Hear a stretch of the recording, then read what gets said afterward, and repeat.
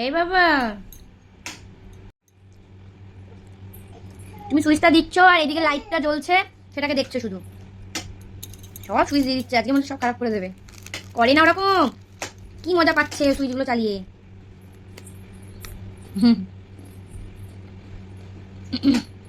হাঁস পাচ্ছে না, হাঁস পাচ্ছে, তাও দেখো। হ্যালো করো, হ্যালো হ্যালো। কানে ধরেছিল, একবার দেখিয়ে দিয়েছি ব্যাস, তারপর থেকে কানে ধরতে ফোনটা উঠিয়ে উঠিয়ে।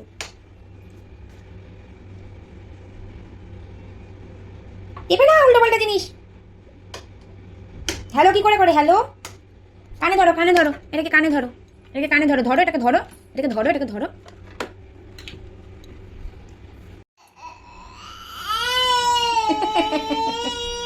কথা হচ্ছে এখন চাইনিজ ভাষায় কথা।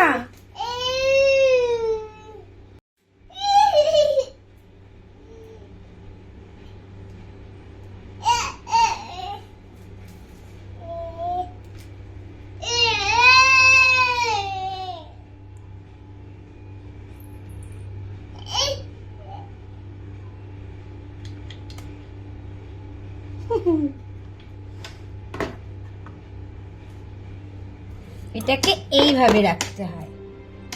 তারপর দেখলে তো আমার কোকো সোনার কথা বলা।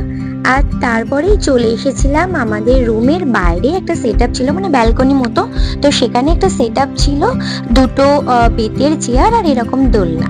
তো সেখানেই আমি কোকো সোনাকে নিয়ে এরকম খেলছিলাম, মানে দোল খাচ্ছিলাম, আর আমার বড় ভিডিও করে দিচ্ছিল। আর তার একটু পরেই আমরা যাব সুইমিং পুলে। তো এখানে দেখো না, মানে রাতের ভিউটা কেমন হয় সেটা তোমাদেরকে দেখাচ্ছিলাম। আর আমরা এখন যাচ্ছি সুইমিং পুলে, মানে আমরা তিনজনেই যাচ্ছি। সুইমিং পুলের জলটা আগেই দেখেছি, একটু উষ্ণ উষ্ণ ছিল, তো সেই জন্যই। আর আমি সত্যি বলতে গেলে কখনো এর আগে সুইমিং পুলে নামিনি, তো সেই জন্য আমার ফার্স্ট টাইম একটু ভয় লাগছিল, কারণ জলে একটুখানি ভয় সবারই থাকে।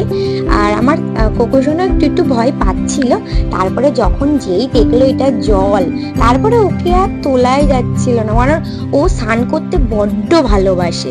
আর এই দেখো, ওকে যেই আমি মানে ইয়েতে উঠিয়ে দিচ্ছি, পাড়ে উঠিয়ে দিচ্ছি, ও কিছুতেই উঠবে না। তো বেশিক্ষণ ছিলাম না, ওই 15-20 মিনিট ছিলাম, যেহেতু ছেলের ঠান্ডা ঠান্ডা লেগে যেতে পারে বেশিক্ষণ জলে থাকলে। আর আমাদের মতো সবাই সুইমিং পুলে ডান্স করছিল, এনজয় করছিল। তো চলো টাটা, দেখা হচ্ছে নেক্সট মিনি ব্লগে।